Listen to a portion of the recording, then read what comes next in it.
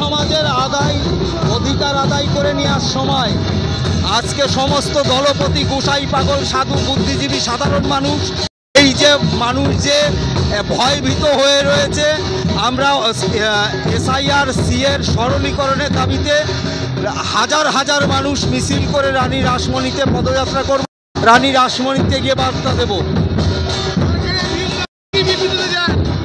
আমরা এটাই দেব, আমার মানুষ, বাংলার মানুষ এবং উদ্বাস্ত বাঙালি মানুষ, বাংলাদেশের আগত ঘর ছাড়া মানুষ প্রত্যেকেই যেন এই দেশে সুষ্ঠুভাবে বাঁচতে পারে, নাগরিকের অধিকার নিয়ে, এই বার্তাই দেব। দেখতেই পাচ্ছেন আমাদের মিছিল চলছে এবং চলবে। মতুয়া সমাজ মানে এসসি ওবিসি অ্যান্ড মাইনরিটি সয়ে যাও, সমস্ত ধর্মের লোক, বর্ণের লোক, মানুষের অধিকারের স্বার্থে আমরা আজকে লড়াই করব।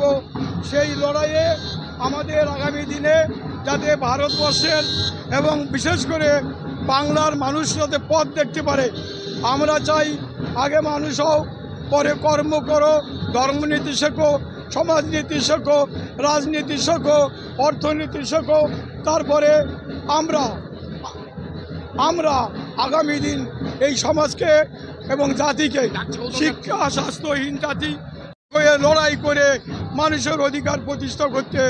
জয় হরিচাঁদ, জয় গুরুচাঁদ।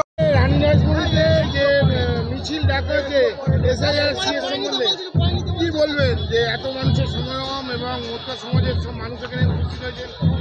ভারতবর্ষের কেন্দ্রীয় সরকার প্রত্যেক দিন একটা নিত্য নতুন আইন বের করছে, কখনো সিএ, কখনো এনআরসি, কখনো এনপিআর, এখন নির্বাচন কমিশনকে দিয়ে শুরু করেছে এসআইআর।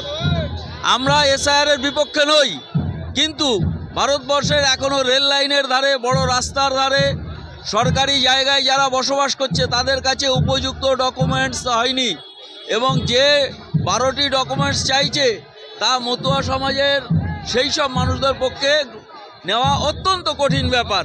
এবং আমরা চাইছি যে যেভাবে এই আমাদের ঠাকুরবাড়ি কখনো তারা এক পক্ষ দিচ্ছে, কখনো আর এক পক্ষ যাচ্ছে, এতে সাধারণ মতুয়ারা একেবারে বিরক্ত হয়ে গেছে, যার জন্য আজকে তৃতীয় একটা শক্তি মতুয়া সমাজের পক্ষে, সেই সঙ্গে সঙ্গে 40টি গণসংগঠন তারা আজকে রানী রাসমণিতে জমায়েত হচ্ছে, এবং এসসি এসটি ওবিসি এবং যারা যারা আছেন তারা আগামী দিনে আরও বৃহত্তর আন্দোলনের ডাক দিচ্ছেন।